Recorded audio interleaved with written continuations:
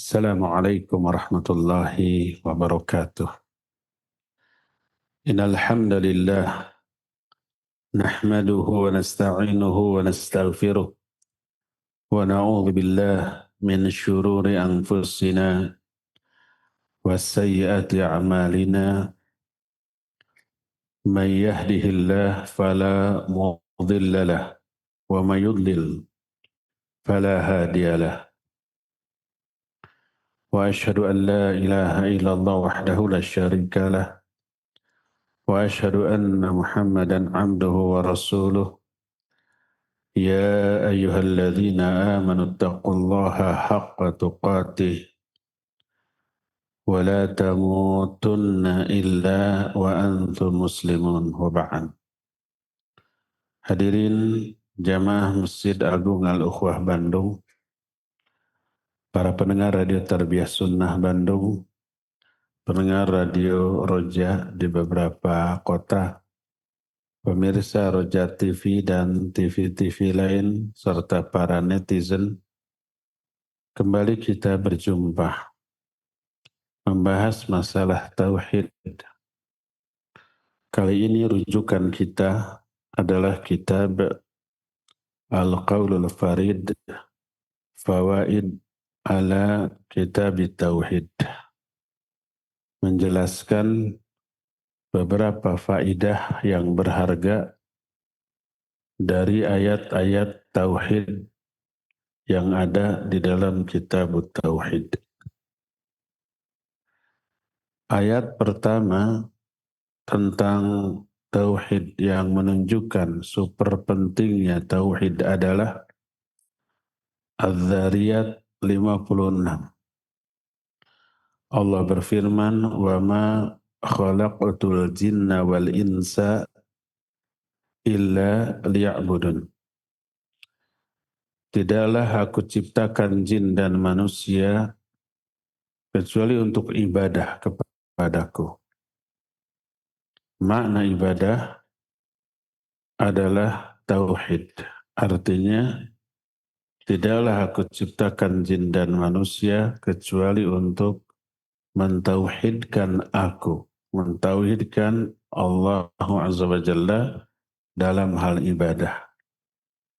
Maksudnya ibadahnya hanya ditujukan kepada Allah yang Esa dan tidak dibarengi dengan ibadah kepada selain Allah Azza wa Jalla. Ketika membahas beberapa faidah dari ayat ini,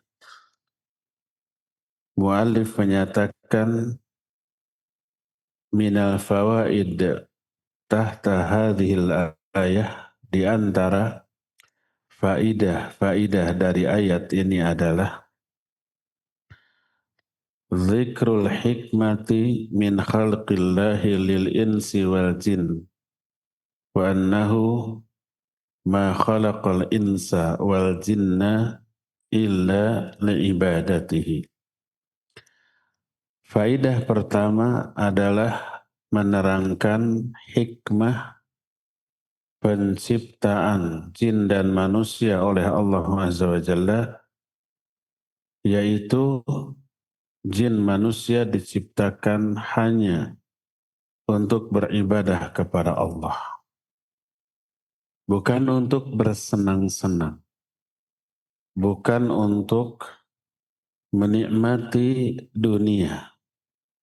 Dunia yang Allah ciptakan ini hanya sebagai fasilitas dan penopang ibadah yang menjadi tujuan pokok diciptakannya kita. Kalau ada yang menyatakan, bukankah manusia dan jin diturunkan ke muka bumi untuk menjalani hukuman atas kesalahan mereka? Manusia diciptakan untuk menempati surga. Wa idh qulna. Dan ingat ketika kami berkata, Ya Adam uskun anta wa zawjukal jannah. Hai Adam, tinggallah kamu dan istrimu di surga. Ketika Adam dan Hawa mulai diciptakan, disuruh menempati surga. Itulah tempat manusia. Tapi karena Adam dan Hawa melakukan kesalahan, melanggar satu-satunya larangan yang ada di surga, walaupun tobat dan tobatnya diterima, hukuman ini tetap dijalankan, diturunkan ke muka bumi. Jadi antara diterimanya tobat dengan pelaksanaan hukuman itu tidak berhubungan. Tobatnya tobat, diterima, dimaafkan, diampuni, hukuman tetap dijalankan. Jadi turunnya Adam, Hawa, dan Iblis untuk menjalani hukuman. Cuma selama menjalani hukuman, tugas pokok mereka ibadah kepada Allah dengan mentauhidkan Allah dalam hal ibadah. Jadi dua pernyataan itu tidak bertolak belakang. Betul, manusia diturunkan untuk menjalani hukuman, tapi selama menjalani hukuman, tugas pokok mereka adalah mentauhidkan Allah di dalam beribadah. Mananya ibadahnya hanya ditujukan kepada Allah, tidak boleh kepada yang lain. Kedua, niat dalam melakukan ibadah pun hanya untuk meraih apa-apa yang ada di sisi Allah. Tidak boleh niat ibadahnya ditujukan kepada Allah, tapi niatnya untuk dunia. Niatnya untuk meraih pujian, sanjungan, bayaran dari manusia, maka itu sudah menyimpang dari tauhid yang menjadi tujuan atau tugas pokok manusia dan jin. Inilah faidah pertama. Faidah kedua, anna ta'rifal ibadah ashmalu ma qila fihi huwa qaulu Syekhul Islam Ibn Taimiyah rahimahullah. Wahia ismun jami'un likulli ma yuhibbuhu Allah wa yardah minal aqwal wal af'al al-zahirati wal batinah. Ta'rif atau definisi ibadah yang paling mencakup, yang paling lengkap adalah definisi yang ditetapkan oleh Syekhul Islam Ibn Taimiyah, yaitu ibadah adalah ismun jami'un likulli ma yuhibbuhu Allah wa yardah minal aqwali wal af'al al-zahirati wal batinah. Ibadah itu satu istilah yang mencakup segala sesuatu yang dicintai dan diridhoi oleh Allah. Baik ucapan ataupun perbuatan. Baik zahir ataupun batin. Pokoknya ucapan, perbuatan, zahir ataupun batin yang dicintai dan diridhoi oleh Allah adalah ibadah. Ibadah tidak sekedar sholat, saum, zakat, haji, dan yang sejenisnya, enggak. Tapi semua ucapan yang oleh Allah diridhoi. Seperti berzikir, membaca Al-Quran, amar ma'ruf, nahi munkar, belajar atau mengajarkan ilmu. Itu semua dicintai dan diridhoi oleh Allah, itu ibadah. Termasuk perbuatan.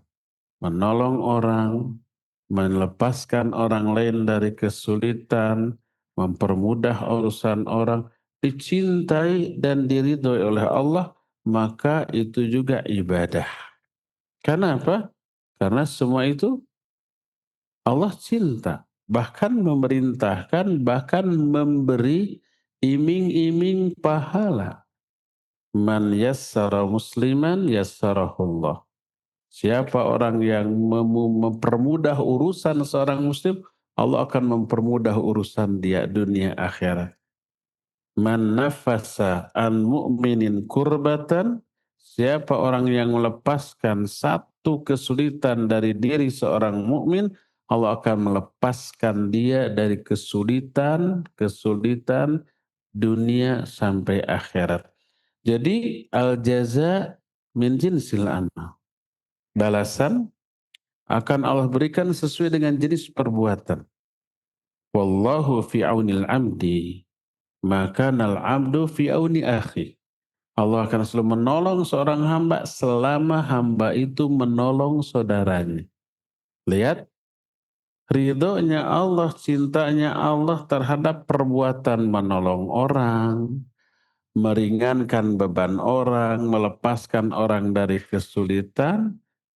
Terlihat cinta dan ridhonya Allah kepada hal itu dalam bentuk Allah memberi apresiasi.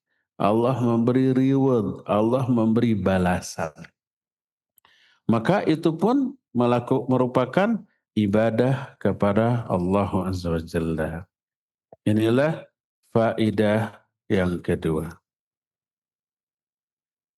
Faidah ketiga, anna fi hadhil ayah qasran lil ibadati ala Allah Azza wa Jalla, thumma fiha qasran akhar.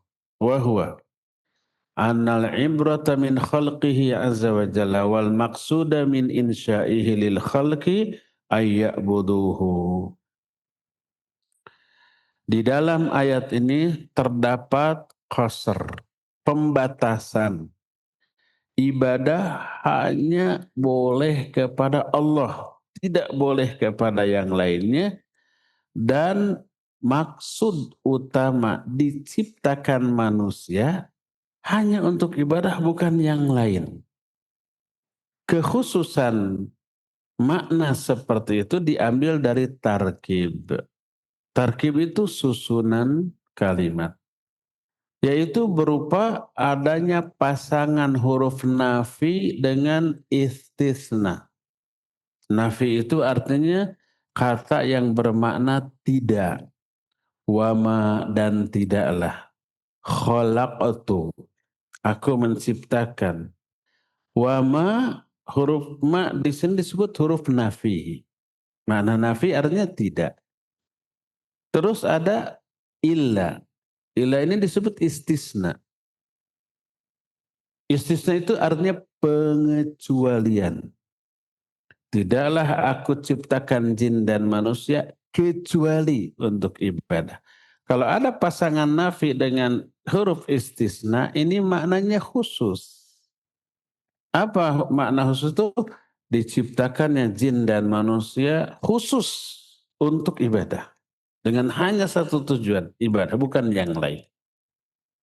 Sama dengan la ilaha illallah. Huruf la di sana la nafi, artinya tidak. Tidak ada ilah, tidak ada sembahan yang hak. Illa, huruf istisna, huruf pengecualian. Illallah. Artinya satu-satunya ilah yang berhak disembah khusus hanya Allah, tidak ada yang lain. Jadi adanya pasangan huruf nafi dan istisna memberi makna khusus. Ini namanya qasr, pembatasan. Dan ada dua pembatasan di sini. Yang pertama, ibadah hanya boleh dilakukan kepada Allah. Kedua, diciptakannya jin dan manusia hanya untuk ibadah. Itu karena itulah maka ayat pertama dalam Al-Quran yang bernada perintah Allah kepada manusia adalah ayat yang berisi perintah ibadah. Coba lihat apa surat pertama dalam Al-Quran? Al-Fatihah. Al-Fatihah tidak ada perintah Allah kepada manusia. Dari mulai Bismillahirrahmanirrahim sampai waladhdallin nggak ada ayat yang bernada perintah Allah kepada manusia. Masuk surat kedua, Al-Baqarah. Ayat-ayat awal berbicara tentang ciri-ciri orang bertakwa. Setelah selesai ciri orang bertakwa, masuk ciri-ciri orang kafir. Mulai dari innalladzina kafaru sawa'un alaihim a'anzartahum am lam tunzirhum la yu'minun. Dua ayat ini tentang orang kafir. Tidak ada perintah di sana.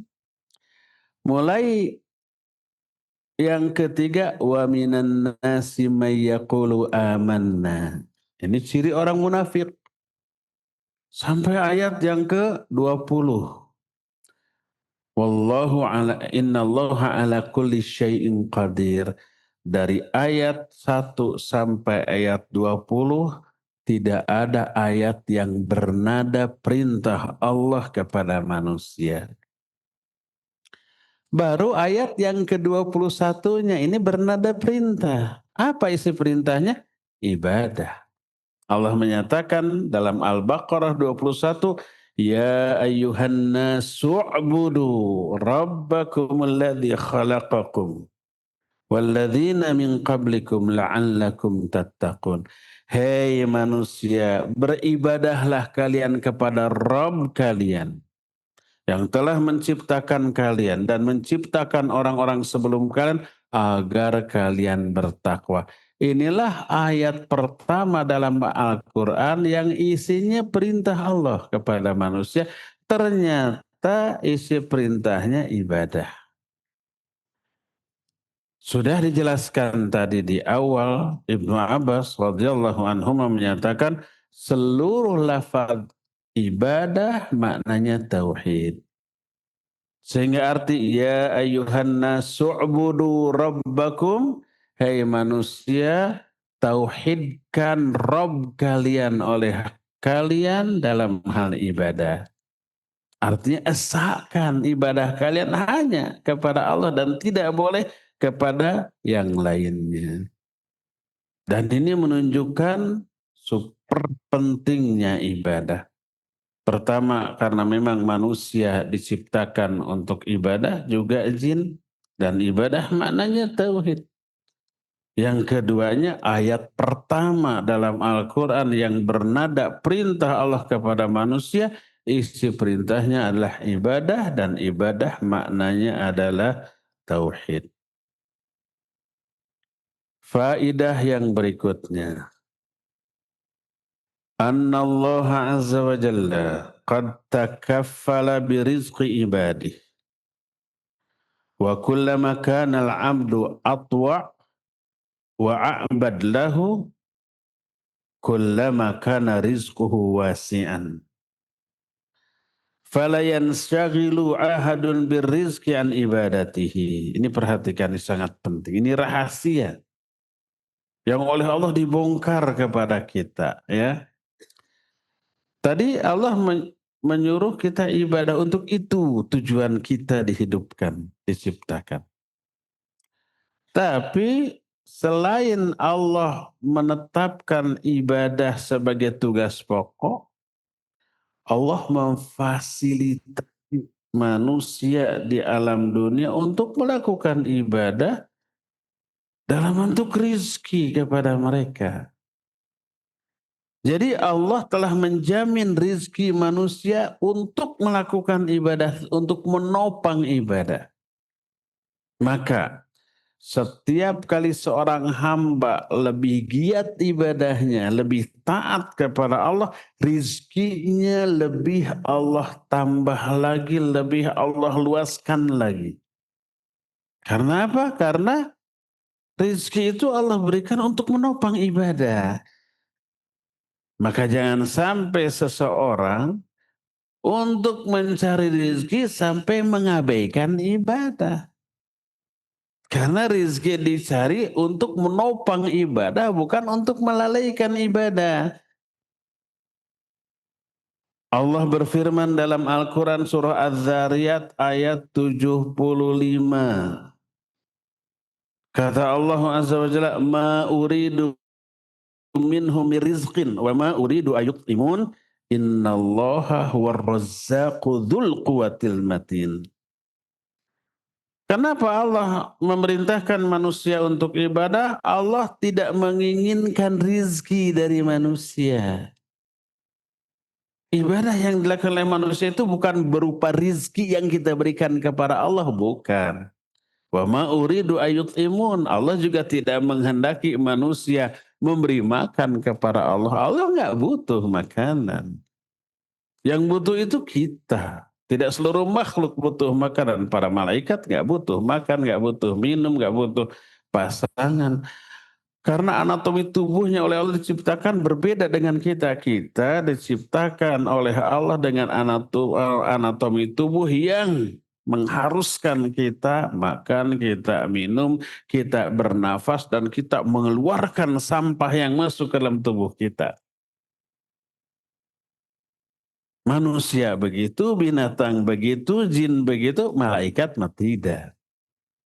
Apalagi Allah Azza wa Jalla.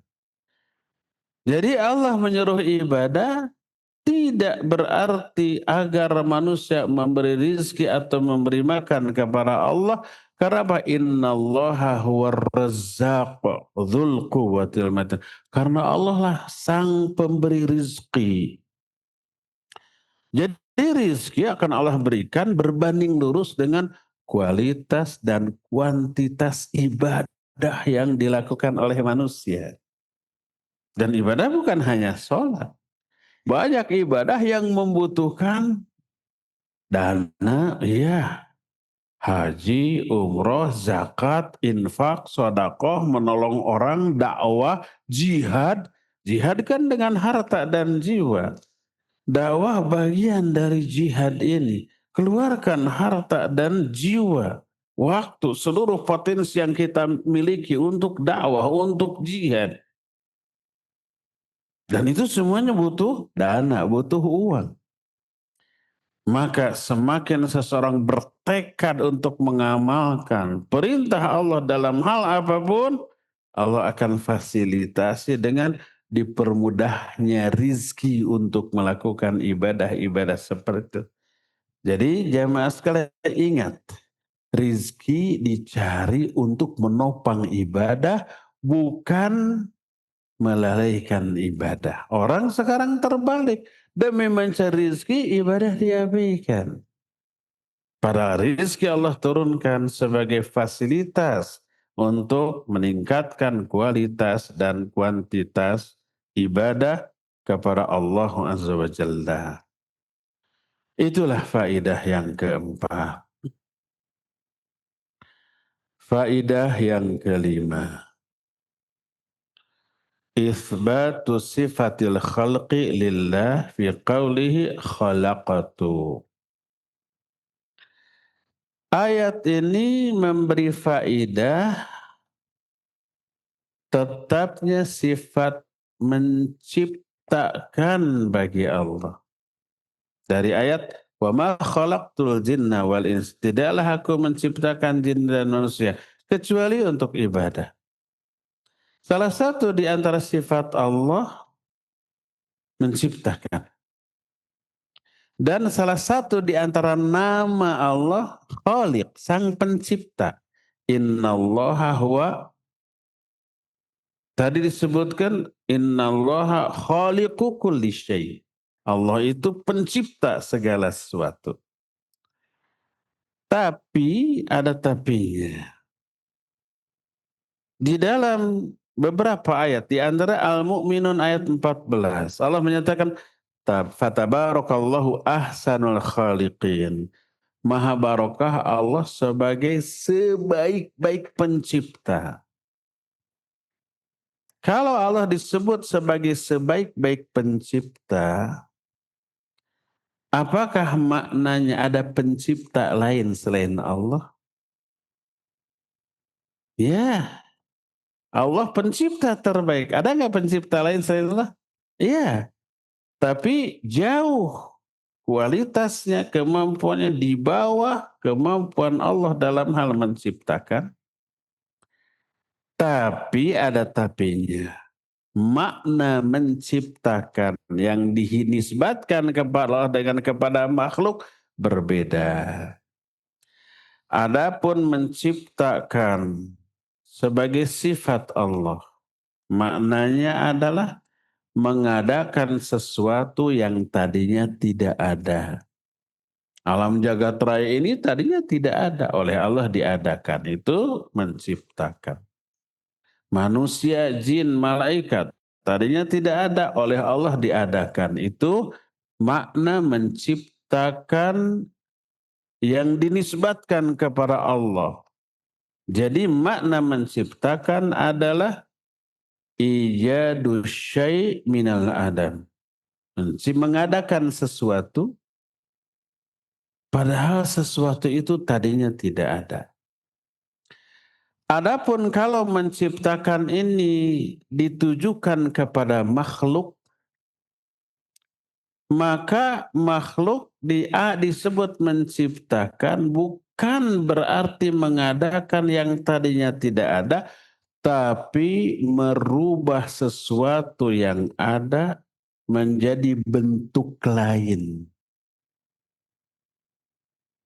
Karena Allah Azza wa Jalla menyatakan Allahu khaliqu kulli syai', Allah pencipta segala sesuatu. Maksud menciptakan segala sesuatu tadinya tidak ada lalu diadakan. Adapun makhluk, berkata muallif, fal makhluk hinama yakhluqu syai'a innama ya'khudhu hadha syai'a alladhi khalaqahu Allah azza wa jalla ibtida'an thumma ghayyarahu khalqan akhar au syai'an akhar. Makhluk kalau disebut menciptakan sesuatu, maknanya adalah mengambil sesuatu yang oleh Allah sudah diciptakan lalu dibentuk menjadi bentuk yang lain. Seperti umpamanya manusia membuat kendaraan. Bukan berarti menciptakan yang tadi tidak ada menjadi ada. Tapi kendaraan dibentuk dari benda-benda yang sudah Allah ciptakan. Dari logam, dari plastik, dari apa lagi, karet, bannya kan pentilnya juga dari karet.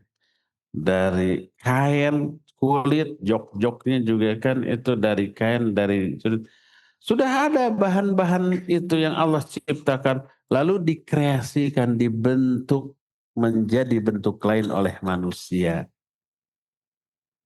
Itu yang pertama. Kedua, Allah lah yang memberi kemampuan dan menggerakkan orang untuk merubah sesuatu kepada sesuatu yang lain. Bangunan masjid, rumah, ini dibuat oleh manusia. Bahan-bahannya semua sudah ada. Ada batu, ada tanah, ada pasir, ada semen, ada besi, segala macam. Oleh manusia dikreasikan, dibentuk seperti ini. Nah, pertama bahan-bahannya Allah yang menyediakan, Allah yang sudah menciptakan. Kedua, Allah pula yang memberikan kemampuan kepada manusia untuk berkreasi. Ketiga, Allah pula yang menggerakkan orang itu untuk berkreasi. Ada kemampuan, ada kemauan untuk berkreasi. Sebab ada kalanya orang berkemampuan tapi tidak memiliki keinginan. Kita semua umpamanya, saya yakin dah mudah ya. Kita semua bisa membuat bala-bala atau comro. Mudah. Tinggal ambil singkong, parut, diemplek-emplek, masukin oncom, yang lada, goreng. Semua bisa kan mudah. Tapi apakah semua yang kita mampu mau kita lakukan? Mau kita bikin? Enggak. Jadi kenapa orang membuat sesuatu? Karena dua. Pertama karena ingin, kedua karena mampu. Perpaduan antara ingin dan mampu ini lahirlah sebuah kreasi. Terus kita usut. Kenapa kita ingin melakukan sebuah kreasi? Keinginan ini bukan murni usaha kita memunculkan keinginan dalam hati, bukan. Allah yang kasih keinginan ini. Allah menyatakan wa ma tasya'una illa ayyasha Allahu rabbul alamin. Surat Takwir ayat terakhir. Kalian tidak akan punya keinginan, tidak akan punya kehendak untuk melakukan apa kecuali Allah yang kasih keinginan itu kepada kalian. Kedua, kita selain ingin mampu dari segala segi. Dari mana kemampuan ini? Allah juga yang kasih. La haula wala quwata illa billah. Tidak ada haul, tidak ada quwah. Haul quwah itu kemampuan, istita'ah. Kecuali dari Allah. Haul, kemampuan untuk meraih semua yang manfaat. Al-quwah, kemampuan untuk menolak semua yang madarat. Dua-duanya kemampuan. Yang ngasih keinginan Allah, yang ngasih kemampuan Allah, lahirlah kreasi. Karena itu tak heran bila perbuatan makhluk adalah ciptaan Allah. Makhluknya ciptaan Allah, perbuatan makhluknya juga ciptaan Allah. Karena makhluk berbuat, karena oleh Allah dikasih keinginan dan dikasih kemampuan. Karena keinginan dan kemampuan inilah lahir sebuah amalan atau sebuah kreasi. Tak heran kalau Allah menyatakan wallahu khalaqakum wa ma ta'malun. Allah yang menciptakan kalian dan menciptakan amalan-amalan kalian. Kita ciptaan Allah, amalan kita juga ciptaan Allah. Maka dalam salah satu hadis diriwayatkan oleh Imam Al-Hakim dalam kitab Al-Mustadraknya. Sanad hadis ini sahih, berkata Rasul sallallahu alaihi wasallam, innallaha khaliqu kulli sani'in wa sun'atihi. Allah menciptakan pembuat dan apa yang dibuatnya. Pembuatnya adalah manusia. Apa yang dibuatnya hasil kreasi manusia. Dua-duanya ciptaan Allah. Manusianya ciptaan Allah, karya manusianya juga ciptaan Allah. Kok bisa Allah mengklaim perbuatan manusia sebagai ciptaan Allah? Karena manusia bisa berkreasi karena dua yang Allah berikan, keinginan dan kemampuan. Dua-duanya dari Allah. Kalau nggak dikasih keinginan, nggak dikasih kemampuan atau salah satunya, nggak akan manusia itu berkreasi. Inilah faidah yang kelima. Faidah yang keenam.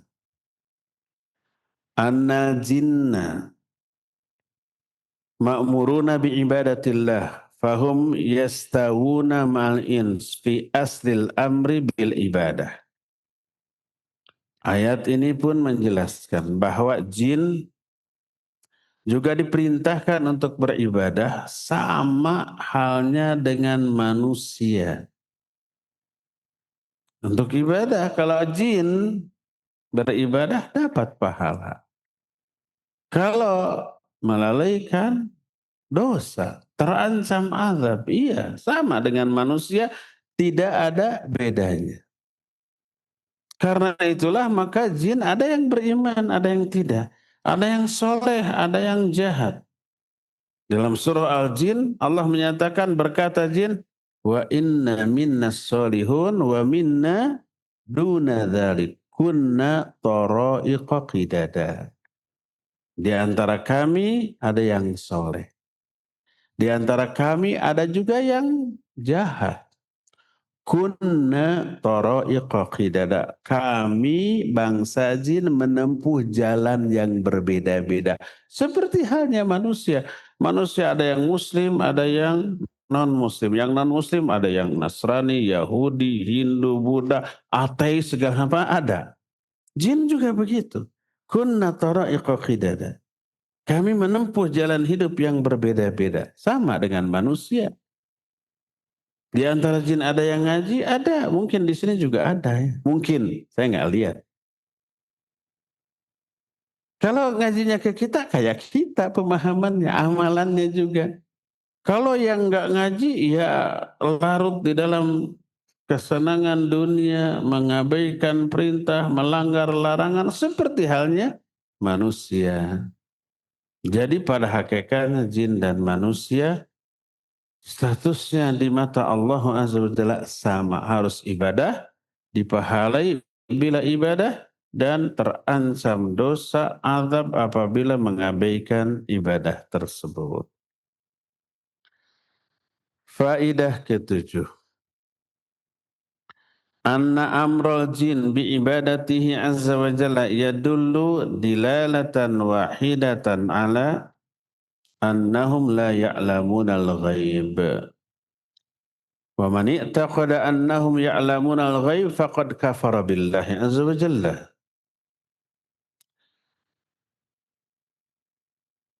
Perintah kepada jin untuk beribadah sama dengan kepada manusia, menunjukkan atau menjadi dalil yang jelas bahwa bangsa jin pun tidak mengetahui perkara yang gaib. Nanti ada banyak bukti dalam Al-Quran dan Sunnah. Siapa yang meyakini bahwa bangsa jin mengetahui perkara gaib, dia telah kufur kepada Allah Azza wa Jalla. Ini beberapa ayat, di antaranya An-Naml ayat 65. Kata Allah, "Qul la ya'lamu man fis samawati wal ardil ghaiba illallah wa ma yash'uruna ayyana yub'atsun." Katakan oleh Muhammad, tak ada yang mengetahui perkara gaib di langit ataupun di bumi kecuali Allah. Dan mereka tidak menyadarinya bahwa mereka nanti akan dibangkitkan. Jadi yang tahu perkara gaib hanya Allah. Jin, manusia tidak. Malaikat tahu nggak? Sebatas yang diberitahukan oleh Allah. Ya. Para nabi tahu nggak? Yang diberitahukan oleh Allah tahu para nabi. Yang tidak, tidak. Coba lihat surah Jin. Ayat 6, ayat 27. Alimul ghaibi. Fala yudhiru ala ghaibihi ahada. Illa man irtada min rasulin. Dialah Allah yang mengetahui perkara gaib. Dan Allah tidak memberitahukan perkara gaib ini kepada seorang pun kecuali kepada Rasul yang diridhoi. Nah, Rasul yang diridhoi oleh Allah diberitahukan beberapa perkara gaib. Tidak semua, beberapa. Makanya tak heran kalau Nabi SAW menyatakan di akhir zaman akan ada begini, akan ada begini, akan ada begini. Itu gaib, gaib. Akan muncul Dajjal. Akan turun Nabi Isa. Itu perkara gaib, perkara gaib. Nabi tahu, tahu. Kenapa? Diberitahu oleh Allah Azza wa Jalla. Nanti di akhir zaman ada umatku yang menghalalkan perzinahan, menghalalkan sutra, menghalalkan musik dan nyanyian. Di zaman Nabi tidak ada yang menghalalkan. Karena qat'inya pengharaman hal itu. Tapi beliau bilang, di akhir zaman nanti ada umatku yang menghalalkan, ya benar kan? Sekarang banyak.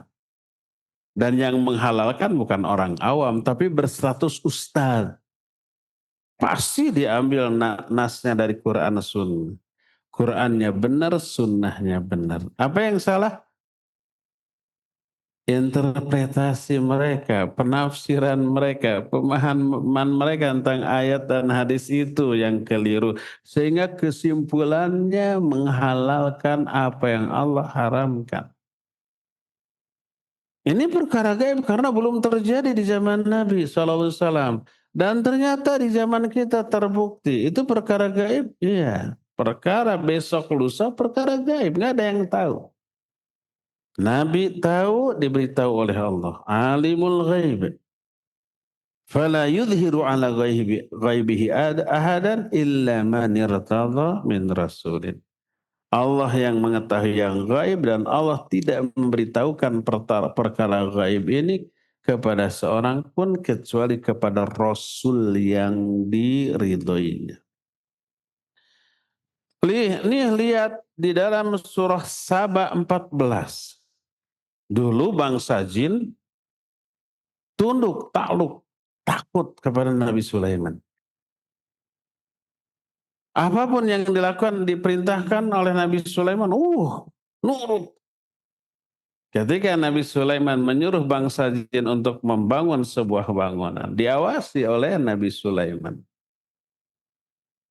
dengan bertumpuk pada tongkatnya. Bangsa jin merasa diawasi. Tanpa mereka sadari, Allah mewafatkan Nabi Sulaiman. Tapi karena posisinya duduk begini sambil bertumpuk pada tongkatnya, para jin nggak tahu. Dia sangkanya masih hidup. Terus saja bekerja gitu. Allah menjelaskan dalam surah Saba 14 kata Allah, "Falamma qadayna 'alaihil maut ma dallahum 'ala mautihi illa dabatul ard ta'kulu min sa'atah falamma kharra tabayyanatil jin allau kanu ya'lamuna al-ghaiba ma labithu fil adzabil muhin."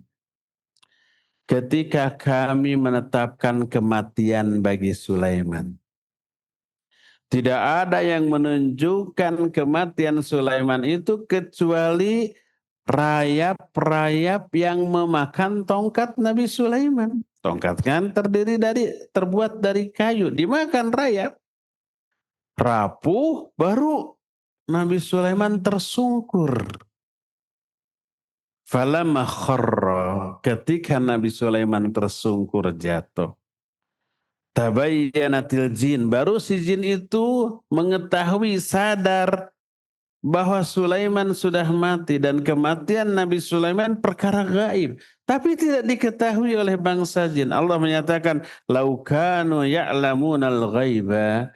Seandainya bangsa jin mengetahui perkara yang gaib, ma labithu fil adzabil muhin, maka mereka tidak akan menetap dalam siksa yang menghinakan. Makna siksa yang menghinakan itu terus bekerja atas perintah Sulaiman untuk membangun. Kalau tahu Nabi Sulaiman sudah wafat, mereka akan berhenti. Tapi karena tidak tahu, terus bekerja.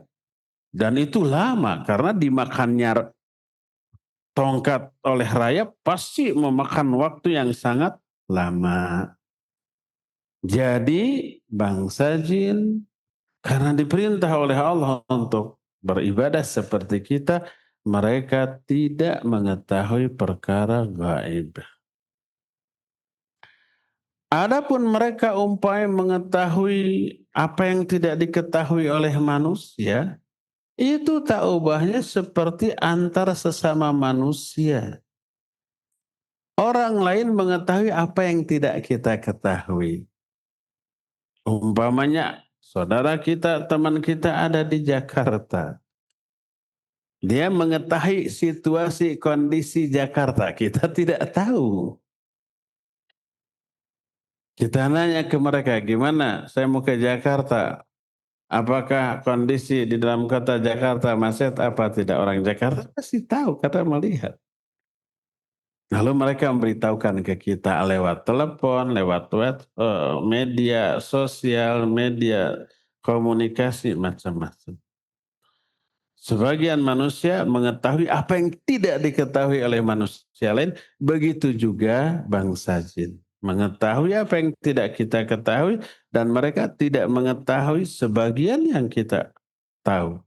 Itu sesuatu yang sangat lumrah. Faidah yang kedelapan. Berkata Imam Ibnul Qayyim rahimahullahu ta'ala. Kata beliau, Inna min asbabi qaswatil qalb. Perhatikan ini. Ayukthiral abdu min mukhalatatin nas. Fal ba'du yukhalitun nas lil unsi bihim. Kama tadullu alaihi kalimatul ins. Lianna ba'dahum ya'nisu bi ba'd. Lakinil wajib ala kulli muslim alla yakuna waqtuhu kulluhu ma'an nas. Fa inna dzalika mimma yuqsil qalba.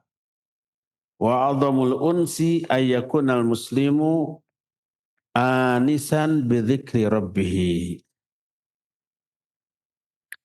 Sesungguhnya di antara sebab kerasnya hati seorang hamba adalah si hamba itu terlalu banyak menghabiskan waktu untuk bergaul dengan manusia. Sebagian manusia ada yang bergaul dengan termasuk lil unsi. Lil unsi itu adalah untuk merasakan kesenangan di dalam pergaulan. Kita ngumpul dengan teman-teman yang satu frekuensi, satu circle kan senangnya. Makanya ada reuni gitu. Ngumpul-ngumpul, ada yang rutin, ada yang tidak. Itu namanya lil unsi, untuk merasakan kenyamanan ketika berkumpul sama teman-teman. Karena itulah manusia disebut al-ins, satu akar kata dengan al-unsu. Artinya apa? Bergaul untuk merasakan kenyamanan dalam pergaulan tersebut. Nyaman itu kalau dengan orang yang satu visi, satu misi, satu frekuensi tadi. Kalau beda misi, beda pemahaman, beda frekuensi mah nggak nyaman, ya nggak. Jadi kenapa disebut al-ins? Karena mereka merasakan kenyamanan ketika bergaul dengan sesama mereka. Dan itu lumrah, wajar. Tapi jangan habiskan seluruh waktu untuk itu. Yang wajib adalah al-wajib ala kulli muslim alla yakuna waqtuhu kullahu ma'annas. Jangan sampai semua waktunya habis untuk itu aja. Fa inna dzalika mimma yuqsil qalba. Karena hal itu bisa membuat hati keras, lalai nanti. Dan ini seorang muslim wa a'dhamul unsi ayyakunal muslim anisan bidzikri rabbih.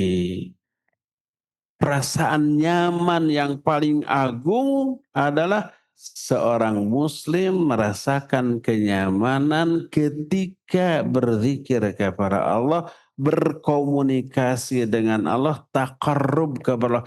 Itu seagung-agung perasaan nyaman. Dan itulah yang kata Syekhul Islam Ibn Taimiyah disebut dengan sebutan jannatud dunya. Beliau menyatakan inna fid dunya jannatan. Man lam yadkhulha lam yadkhul jannatal akhirah. Di dunia ini ada surga. Siapa yang belum merasakan surga dunia, dia nggak akan bisa masuk surga di akhirat. Apa yang dimaksud surga dunia? Muridnya Imam Ibnu Qayyim menyatakan surga dunia itu adalah perasaan betah, nyaman, senang, bahagia ketika beribadah kepada Allah. Itu surga dunia tuh. Siapa yang belum merasa nyaman, betah, nikmat ibadah kepada Allah, jangan berharap bisa masuk surga akhirat. Allah mengancam fawailul lil musallin alladzina hum an salatihim sahun. Celaka orang yang sholat akan terkena azab, terancam azab. Siapa? Orang yang ketika sholatnya tidak merasa nikmat. Sahun dia, lalai dia, hambar sholatnya. Dalam sholatnya dia berpikir urusan duniawi. Bukan surga. Para Allah menyatakan qad aflahal mu'minun alladzina hum fi salatihim khasyun. Sungguh berbahagia orang mukmin. Yang mana? Yaitu orang yang khusyuk dalam salatnya. Kalau mukmin tapi tidak khusyuk, fawailul musallin. Tapi yang khusyuk, ulaika humul warithun alladzina yarithunal firdaus hum fiha khalidun. Yang khusyuk akan mewarisi surga firdaus, mereka kekal di dalamnya selama-lamanya. Khusyuk adalah surga dunia. Dia merasakan kenikmatan, kelezatan ketika beribadah kepada Allah Azza wa Jalla. Dan itulah al-unsu yang sebenarnya. Kenyamanan yang sebenarnya adalah kenyamanan yang dirasakan oleh seorang muslim ketika berinteraksi dengan Allah. Ketika dia sholat, nyaman. Baca Quran, ada kekhusyuan, nyaman. Berdoa, nyaman. Berzikir, nyaman. Itu media komunikasi, interaksi dengan Allah. Di sana kita memperoleh kenyamanan. Kalau kita berdua atau dekat, berkomunikasi dengan orang yang sefrekuensi, yang kita suka, yang kita senangi, betah lama-lama kan? Pas mau berpisah tuh aduh berat, masih kangen, masih seneng, masih betah ngobrol gitu. Itu dengan sama manusia. Seorang mukmin harus merasakan betahnya dalam kehidupannya ketika dia berkomunikasi dengan Allah melalui sholat, melalui zikir, melalui berdoa, melalui baca Al-Quran, melalui ibadah-ibadah yang Allah syariatkan. Ketika ibadah yang disyariatkan dilakukan, tapi karena asal-asalan, tidak merasakan kenikmatan, tertolak. Sholat tadi fawail musallin. Saum, tapi saum itu tidak ada penghayatan. Makanya yang saumnya itu hanya menahan lapar, haus, syahwat. Padahal makan minum syahwat itu hukum asalnya mubah. Makan mubah, minum mudah, melampiaskan syahwat ibadah bukan mubah asal kepada istrinya sendiri. Tapi selama saum wajib ditahan. Kalau yang hukum asalnya mubah wajib dijauhi selama saum, apalagi yang hukum asalnya haram. Bergibah, berdusta, menyakiti orang, hukum asalnya haram, mau saum mau tidak. Tapi selama saum pengharamannya lebih kuat, harus lebih dijauhi lagi oleh kita. Makanya ketika orang saum tapi mulutnya tidak dijaga, perbuatannya juga tidak dijaga, menyakiti orang. Rasul sallallahu alaihi wasallam menyatakan man lam yada qaula zur wal amala bihi wal jahl falaisa lillahi hajatun fi ayyada ta'amahu wa syarabah. Siapa orang yang selama saum tidak meninggalkan ucapan perbuatan yang buruk, yang busuk, Allah nggak butuh kepada saumnya, ditolak. Dipastikan orang yang ketika saum masih ghibah, saum masih melakukan dosa dan maksiat, dipastikan dia tidak akan merasakan kenyamanan, kelezatan, kenikmatan dengan saum. Sebagaimana orang yang sholat tapi lalai, dipastikan sholatnya hambar. Hambarnya ibadah, baik sholat, saum atau yang lainnya, indikator ditolaknya sholat tersebut. Karena apa? Karena surga dunia yang dihasilkan dari ibadah yang berkualitas nggak bisa dia capai. Nah, kata Imam Ibnu Qayyim rahimahullah, wa'adhamul unsi ayyakunal muslimu anisan bidzikri rabbi. Seagung-agung rasa nyaman, rasa betah, rasa nikmat adalah seorang muslim merasakan kenyamanan itu ketika berzikir kepada Allah Azza wa Jalla. Inilah ibadah yang berkualitas, ya. Inilah faidah yang ke-8. Kesembilan atau terakhir. Annallaha lam yadhkur baqiyatal makhluqin. Kenapa? Dalam surah Az-Zariyat 56 itu Allah hanya menyebut dua makhluk. Wa ma khalaqtul jinna wal insa illa liya'budun. Tidaklah aku ciptakan jin dan manusia kecuali untuk ibadah. Hanya jin dan manusia. Padahal makhluk selain jin dan manusia banyak dan semua juga harus ibadah. Malaikat diciptakan untuk ibadah. Benda-benda mati diciptakan untuk ibadah. Binatang diciptakan untuk ibadah. Tapi kenapa yang disebut hanya dua, yaitu jin dan manusia? Apa jawabannya? Jawabannya adalah li'anna jinna wal insa mukallafun. Karena yang mukallaf hanya dua, jin dan manusia. Dengan taklif syar'i, bukan taklif jabali. Bainamal malaikatu faqad dzakarallahu anhum fi ayatin katsira annahum la ya'sunallaha ma amaruhum wa yaf'aluna ma yu'marun. Adapun para malaikat memang diciptakan oleh Allah untuk ibadah. Tapi ibadah mereka disebut ibadah jabaliyah, bukan ibadah syar'iyah. Kenapa? Apa makna jabaliyah? Jabal itu memang mereka diciptakan untuk ibadah, tidak diberi keinginan untuk menolak, membangkang, dan tidak diberi kemampuan untuk menolak atau membangkang. Kalau manusia mah diberi keinginan dan kemampuan untuk membangkang, diberi hawa nafsu. Malaikat mah enggak. La ya'sunallaha ma amarahum wa yaf'aluna ma yumarun. Mereka itu tidak pernah maksiat walaupun sedetik. Selalu melakukan apapun yang Allah perintahkan. Kenapa? Karena mereka tidak diberi kemampuan dan keinginan untuk menolak perintah. Enggak punya kemampuan menolak, enggak punya keinginan untuk menolak. Makanya ibadah mereka tidak dipahalai oleh Allah. Ibadah para malaikat tidak dibalas dengan surga. Karena mereka tidak diberikan penghalang, godaan, cobaan, rayuan yang seperti itu. Tidak diberi kelemahan. Malaikat tidak pernah merasakan capek, lelah, cangkel, kesel, singsiremen, kesemutan, pegal. Enggak. Sekali perintahkan sujud dari mulai diciptakan sampai kiamat sujud terus.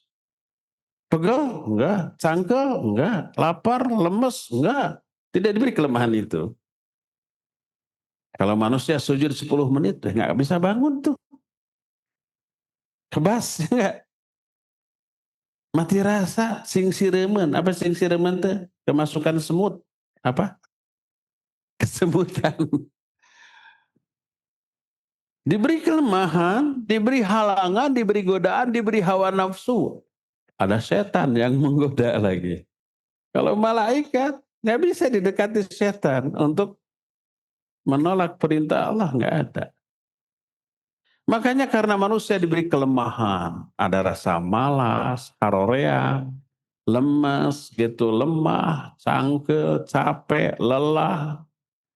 Terus ada godaan setan, terus ada hawa nafsu, ada keinginan terhadap kesenangan dunia, ingin berleha-leha, ingin senang-senang. Kalau dengan seabrek halangan seperti itu, ada manusia yang tetap ibadah dengan hebat, itu luar biasa.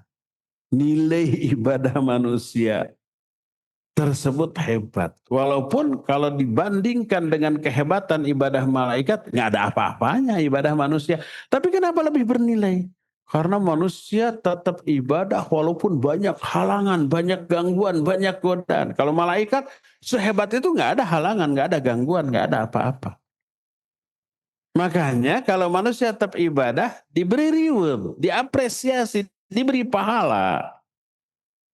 Berupa surga yang luar biasa. Akhir kehidupan manusia yang bertakwa ke surga. Para malaikat walaupun ketakwaan, takutnya, ibadah jauh lebih hebat dari manusia, nggak ada yang ke surga. Maksudnya nggak dibalas dengan kenikmatan surga. Ada malaikat yang ke surga, tapi bukan sebagai balasan atas amal mereka, tapi untuk melakukan tugas tertentu di surga. Membangun istana, menanam pohon, menata taman, dan seterusnya. bukan sebagai balasan atas amalan mereka, ya. Karena itulah ketika ada perdebatan di kalangan para ulama, mana yang lebih utama, malaikat atau manusia? Ini sudah menjadi perbincangan di kalangan para sahabat. Lalu para ulama melinci. Kalau malaikat dibanding orang kafir, orang fasik, jelas malaikat lebih utama daripada manusia. Tapi kalau dibandingkan malaikat pada umumnya dengan para nabi, para solihin, para syuhada, ini para nabi ini lebih utama. Dilihat dari segi mereka tetap ibadah dengan hebat walaupun banyak halangan, kelemahan, rintangan, dan godaan, tapi tetap ibadah dengan hebat. Malaikat mah ibadah hebat nggak ada halangan. Terus dilihat dari akhir kesudahan dari kehidupan manusia yang ibadah ke surga. Seluruh yang membuat manusia bahagia tanpa batas ada di surga. Apa sih yang membuat manusia bahagia di dunia? Tiga saja. Yaitu sandang, pangan, papan, pasangan. Empat kalau begitu ya. Empat. Sandang, pangan, papan, pasangan. Ini kan yang membuat kita bahagia. Di dunia, siapa yang memiliki rumah mewah? Makan, minum sudah terjamin. Pasangan ada, udah bahagialah. Nah, semua itu di akhirat ada. Di surga, makan ada. Sama dengan jenis makanan yang ada di dunia, tapi dengan kualitas yang jauh lebih hebat. Atau jangankan antara surga dengan dunia, dunia aja satu jenis makanan beragam macamnya kan. Durian, ada si montong, ada musangking, ada bawor, ada si petruk, ada apa lagi tuh, blackthorn gitu ya. Sama durian. Rasanya sama apa tidak? Beda. Harganya beda, rasanya beda. Itu baru di dunia sama-sama durian. Apalagi di akhirat. Ada durian di akhirat ya pasti ada lah. Tapi kualitas segala macam aromanya nggak ada bandingan dengan di dunia. Wanita sama-sama wanita, tapi wanita Sunda, Jawa, bule, negro kan beda-beda ya. Beda-beda. Di akhirat ada wanita dengan kualitas uang tidak ada bandingannya dengan yang ada di dunia. Nggak ada yang jelek di sana. Kalau di sini kita banyak yang jelek nih. Makanya banyak wanita tapi kita milih calon teh bingung. Nggak ada yang kepilih. Ada yang begitu? Ada. Ada yang kepilih fisiknya, attitude-nya nggak kepilih gitu ya. Ada yang bagus attitude-nya, fisiknya bagus, ada masalah terjerat pinjol umpamanya. Nggak kepilih, macam-macam tuh. Selalu ada kekurangan. Di surga nggak ada kekurangan. Karena itulah maka walaupun selain jin dan manusia diciptakan untuk ibadah dengan caranya masing-masing, tapi ibadah mereka ibadah jabaliyah. Jabaliyah itu memang diciptakan untuk itu, tak punya keinginan dan kemampuan menolak, tak ingin, tidak memiliki kemampuan untuk durhaka, enggak. Adapun manusia diberi keinginan, diberi kemampuan untuk durhaka, tapi tidak durhaka, dilaksanakan berarti ini hebat. Allah berfirman tentang para malaikat dalam Fussilat 38. Fa inistakbaru falladzina 'inda rabbika yusabbihuna lahu bil-laili wan-nahar wa hum la yas'amun. Kalau mereka manusia takabur tidak mau ibadah, ketahuilah sesungguhnya para malaikat yang ada di sisi Allah selalu bertasbih malam dan siang tanpa lelah. Kalau kita berzikir terus beribuan kali lelah. Baca Quran terus seharian capek. Sholat semalaman lelah. Saum tiap hari lelah, lemes. Malaikat nggak diberi kelemahan itu. Ya, termasuk Benda-benda mati ini ibadah dengan caranya masing-masing, tasbih dengan bahasa masing-masing. Cuma kita nggak paham. Kitab yang ada di hadapan saya ini bertasbih dengan bahasanya. Kita nggak paham, tidak terdengar, ditompokkan karena kuping kita nggak kedengaran. Tapi ini tasbih. Kata siapa? Allah yang menyatakan. Allah mengatakan dalam surah Al-Isra 44, wa im min syai'in illa yusabbihu bihamdihi walakin la tafqahuna tasbihahum innahu kana haliman ghafura.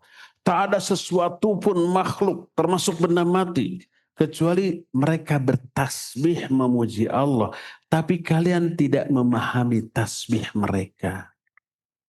Meja ini bertasbih, bahkan tubuh kita sendiri bertasbih, tapi kita sendiri tidak mendengar, tidak faham.